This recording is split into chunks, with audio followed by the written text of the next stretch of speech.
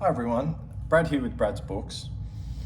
So today I got a new subscriber, which is exciting. Hello Daniel. And he wrote a comment on one of my videos, and thank you for that, saying that he wasn't aware of the Another Day series and until recently. He's been reading them, which makes sense. The movies just come out and whatnot, and there's not very many people on YouTube talking about them.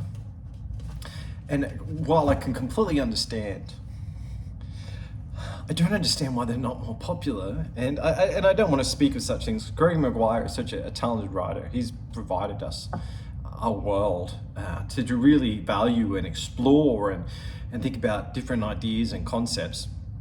Which I'm a fan of, massive fan of. He's a great guy, talented author, and by what I've seen online, a great guy. So why is it potentially that people aren't getting into the Wicked series, a series that I super love? So I'll admit, I saw the musical first. I went and saw the musical, and then I read the books. So what is potentially the barrier stopping more people from getting into these books and enjoying them? So if we look at the original Wizard of Oz books, which I'm not a scholar of, I'm not a scholar of anything, but I know the basic idea. If we take it that there's a Dorothy who's been taken from her very real life, thrust into another world. So we have this concept that there's a completely new world that has governance and, well, has a dictator, but has governance, and it has laws, it has cultures, it has magic, and it has evil versus good, literally, and has animals that can talk. So this whole world, and then the idea of Ozma being hidden, many different concepts out there. So I think what's really, and once again, I'm not a detective, I haven't picked up on something hidden secret that no one else has. Gregory Maguire's really explored these at their maximum depth, these concepts. And because I'm not a detective, obviously it's the design of the book Wicked, which I've got here. Son of a Witch, wrong one. Wicked. Another copy of Wizard and Wicked and Son of a Witch, and I'm reading it. So these ideas were taken into the musical. Who was the Wicked Witch? Who was Glinda? Where did they live? Different concepts. The musical took that and told a very rich and rewarding story with many great numbers in there. And yeah, I love it. I've got the Wicked soundtrack, I admit to it. I don't think anyone's too shocked by that. Yes, I sing along to it in the car. So on the flip side of that, what can we expect when the general Wicked the musical fan watches the musical and then they go and buy it? That's my dog in the background. Jackie's right, I'll get him out later. It's a very hot day here in Australia, it's summer. So your theatre going fan who's seen Wicked the musical goes and picks up this book, and it's interesting, especially now with the which I'm glad is happening. There's nothing wrong with it, and I encourage people to read it who are the appropriate age. But you've got the new Wicked movie cover on the book.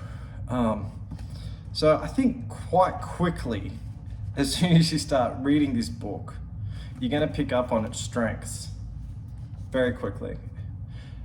And that's going to be potentially in contrast to the musical strength. So what's this book's strengths? It's taken the childlike world of Oz and the concepts that it's given us there, as we said before: country, structure, governments, culture, magic, the ideas of evil and good being obvious to see. You could see it on the person, you can see it in their behavior, hell, it's even in their title. And just exploring it a bit more lifelike. And I think within the first few pages, I think there's just not in the first few pages, but the first few chapters, there's discussion about how Oz itself came to being. And there was a few different ideas on it. There was the Lena, like they're kind of like pagan view of it, that Lelina came down to Oz and she urinated, and from the urine came the lakes, and and animals came out of it, and animals who tried to swim to the other side got the ability to speak, and those who didn't, from memory. So capital A versus little a. Then there's also the unknown god, unnamed god version of events, where it's got like a different, more kind of like religious slant on it. So interesting concepts, how the world of Oz and Dorothy can now let us look at a world about how different religions have different versions of how the world was created, and how one was taken from the initial thoughts, and then it was changed into kind of like a semi-biblical kind of the unnamed god. And then there was another version, which I'm terrible at remembering. Could have been the pleasure faith version? I believe so. The idea that magic has been cast and it can be cast again.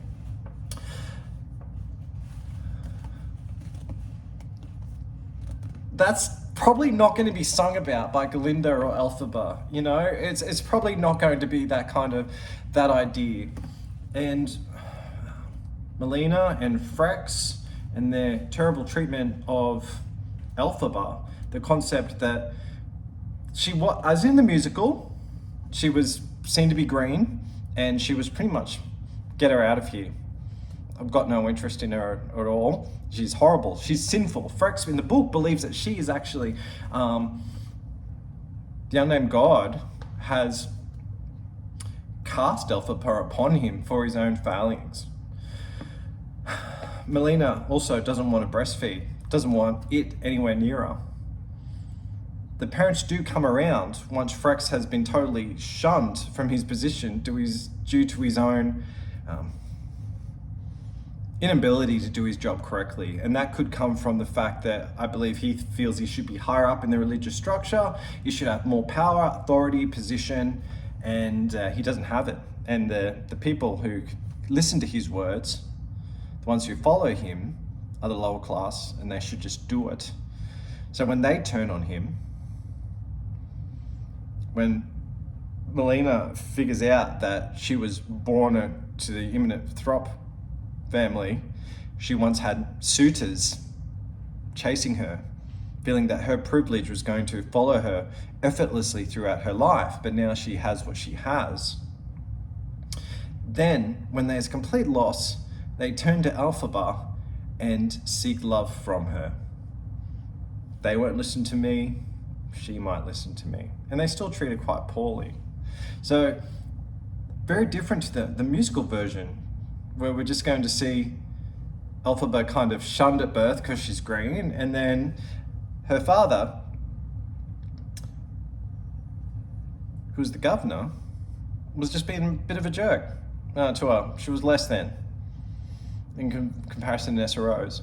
So there's opportunities to really look at this very old story, child's story, that's from many years ago, that we grew up with, that we can now explore as adults. If this is the world you're set, let's explore it. And I think that's the real benefit here to Wicked. So yes, it might be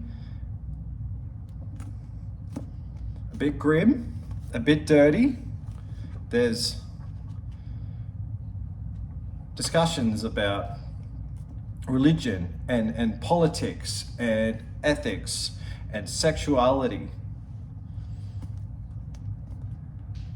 passiveness, when you're a good person but you allow bad things to happen.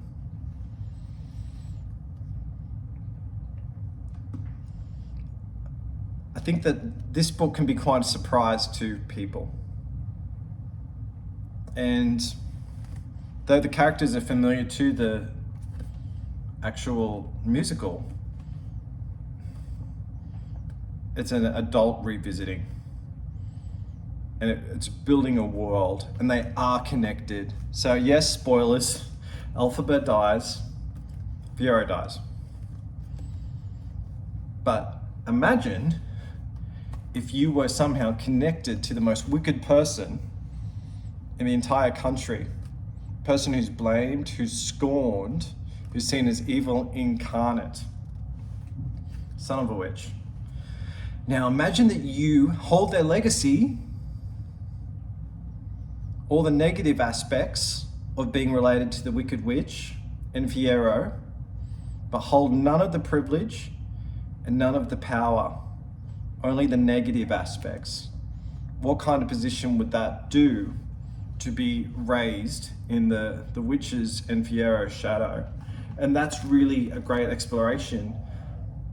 Is that little Jack in the background? Just chewing on something. Excuse me. That's a really great exploration in Son of a Witch. Because Lear, at all times, is affected by the witch. Yes, he does. And this is mild spoilers. I'm not going to go too much into it because I want people to continue reading these. It's just this. I've got a signed version here, which I treasure. There we go. Lear has zero confidence. I would say so. Overly simplified. He's seeking a place where he can feel valued and welcomed. He's unsure if he is the son of the witch because she never justifies to him or explains. But he's aware of who she is and what she can do. There's often discussions about it being her power, her broom. He ends up with Dorothy at one stage. He goes to Kiamo Ko, where he meets his family, a character named Nor. But while Fiero exists around him, I didn't need to do that handmaiden, sorry. As Fiero exists around him, none of the protection or love or benefit of being Fiero's son is recognized, acknowledged, or given to him. So he's in a very tough position where he's overshadowed and unseen. Very difficult. And it follows his life because the world of Oz, this grand world that Gregory Maguire has visited and expanded upon us, is in turmoil. The wizard, as we know, has left. We have new shadow people in the government filling positions. And there is a character we have met who was connected to the Wicked Witch and then potentially to Lear, the witch's son, in power. And he's an evil man. So once again, Lear, without the confidence, without the magic, has to confront evil, wrongdoings, corruption. So when it's in your blood, but you don't wear the green on your skin, how are you going to live in that world? And it's very fascinating. He joins the military. It's one of the most touching scenes I think I've ever read in a book, Son of Witch is one of my favorite books ever. Lear has to really confront wrongdoing, but also have kindness in the world and try and find magic and power of his own that he feels that he's potentially not capable of. Is it within him or not? There's a question throughout, and I think he grows as a character, grows as a man. He has relationships, very, very actually difficult relationships with Trism, and Trism is a relationship. It goes a bit difficult, but with Candle, it is a completely difficult relationship. Apologies for the clock. So it's just fascinating.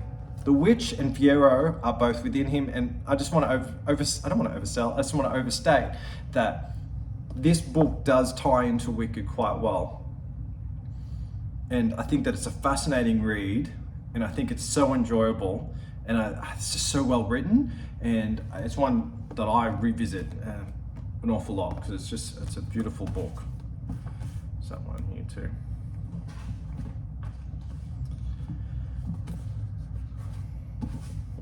In A Lion Among Men, let alone the fact that we have the lion, who's a part of the Oz story, we also have the fact that due to Elphaba and Fiero's relationship, and Fiero passing on, that members of his family have really been disbanded. His life and his world and his family has been totally affected by his relationship with Elphaba. Not only has the witch moved into Kiamoko with Tristan and the monkeys, but there are people who want to overtake Fiero's kingdom, his castle. And his world is falling apart. And we follow a character of Nor, who's related to Fiero, related to Lear. There's Jack. I'm going to check him. I'll be a second. Alrighty. Here's Jack. He just overturned his little biscuit bowl. Didn't you, Jack? Here he is. Yeah. You alright now, buddy? You good? I'll put him outside. I'll be back in a second. Hold that thought. Alright, I can see him. He's playing on the rug, which is a dangerous area for Jack at the moment. Been here for 9 weeks old. Alright, forgive me. Where was I? I'm going to put him in his pants. Sorry. So, but also the world of Oz is a strange place that a man on a hot air balloon can just come in and take control of government. Wow. So the wizard's been dethroned. We had a scarecrow who may not be the scarecrow of Dorothy's fame, but using his titles to try and rule. And now we have Shell in power. I'm not having much luck with the windows and the curtains at the moment. I think it's going to be a storm out. It's very, very warm at the moment, so please ignore that.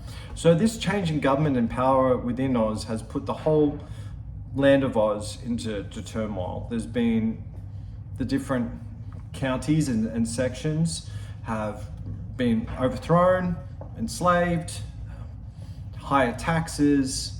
We have emperor now who's using divine birthright to be able to take false leadership.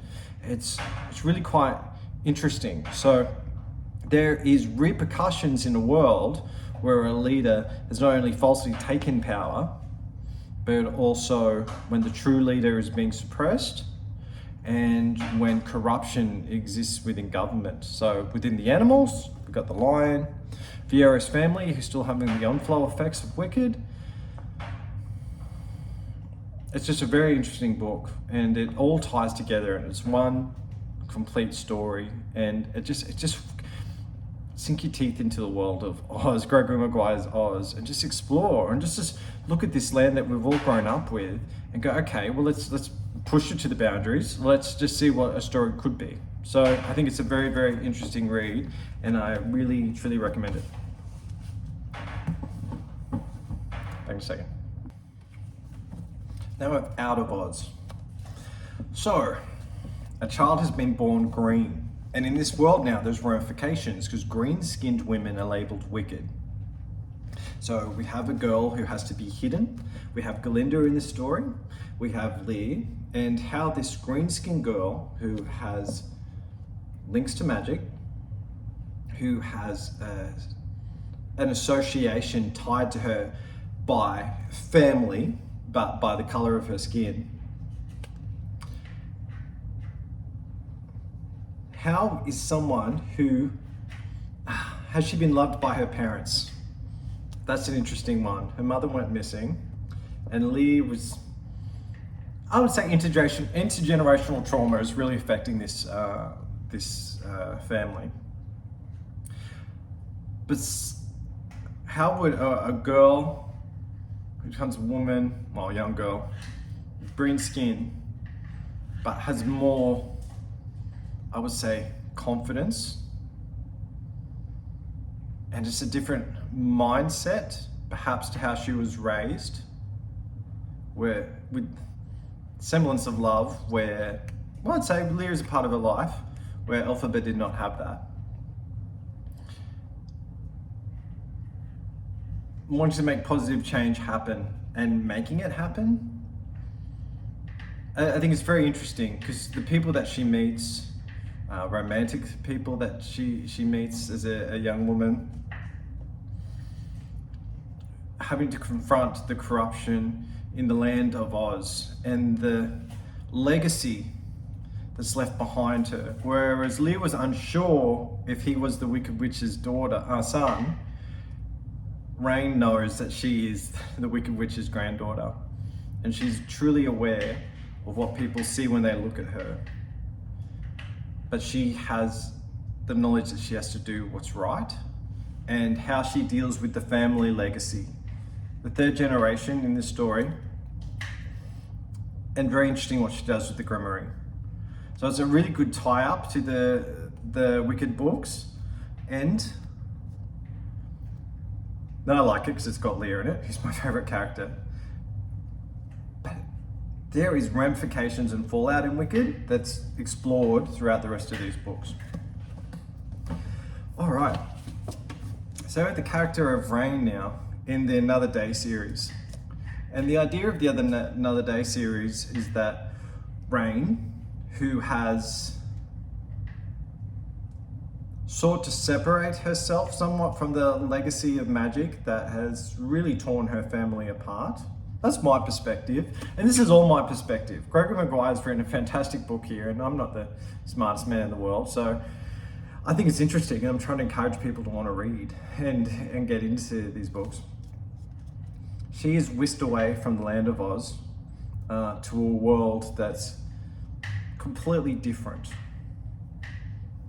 She arrives in a land that has Marikor. She arrives on an island where there's a religious order who are doing certain acts to try and stop bringing about the end of the world. So Rain, a witch who's lost her memory, who has her father's goose with her as guidance, is trying to understand why this religious order, these women who live a very abstinence lifestyle, have to do certain acts, why they're doing what they're doing. And Rain, from having a green skin to having kind of self-confidence to a common sense attitude and wanting to do what's right. We've got the Brides of Marikor here. Yep. She's trying to figure out what's going on. And that's what happens within these three books. And I've got videos on here talking about them, where once again, a woman who's self-assured, confident, and powerful arrives in a system that is in place that is unjust, unreasonable, and corrupted. And just challenging ideas set. Ideas that haven't been challenged, especially for the Brides of Marikor on this island for generations. Why do these women subjugated and forced to do acts that potentially have no bearing on the rest of the world? And who's put them in that position to have to do that? And what are their ethical and moral beliefs? And who is behind the title of Oracle of Marikor? This great man or woman, this great person, they act treated like they're so wonderful. Who is it? And why is the common person getting potentially pushed down by rules that better a governing class? And Rain really being persecuted for even asking these sorts of questions. So I think it's just entirely interesting, and these are three really great books, and I just recommend that you read them, because it goes from the island to the mainland, and we get to meet the people, the members of government who just do what they're told and really question why they're doing what they're doing. The idea that this religious idea is perhaps being peddled by people who are doing it to means to their own ends, and that there is true magic and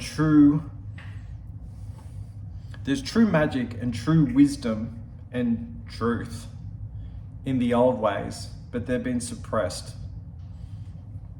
And that's what Rain is here to end. And I think that's really great. I really recommend these books. I really love the world that Gregory Maguire has created for us. I love that he makes us think. I love that he makes us think about political processes, societal norms, about gender roles, sexuality, sex in general, class system, religious control. They're all just really interesting books, and it's all brought about from the events of Wicked, and that's what the musical truly touches upon. But the books really go in depth, and it is gritty, and it is, I would say, a mature audience. But I think that it's worth reading and worth getting excited about, particularly with Elthie coming along. Is it next month? 2 months away, March, 3 months. So yeah, I know that I'm not the only person talking about these books, but I just don't want people to be put off that the first book is just so different to the musical, because yeah, it is. But the musical's drawn from the first book, and all the other books are the flow-on effect, both familial and like politics. It's all really quite interesting. So it's all flow on from the events of Wicked. So they're all connected. It's all interesting, and I really enjoy these books. But anyway, I've had my little mini rant, and I'm really excited there is more to the world, even though that we're going back to how Elphaba is going to be how she was raised. It all started with this book, and I think that it's a great book, and yeah, I hope everyone gets excited, gets in there, gives them a read. But anyway, that's me. I have my coffee now and play my little puppy. But yeah, thanks Daniel for the comment, and yeah, I'll talk to you all later. Let me know in the comments if anyone's got any points. Thanks, bye.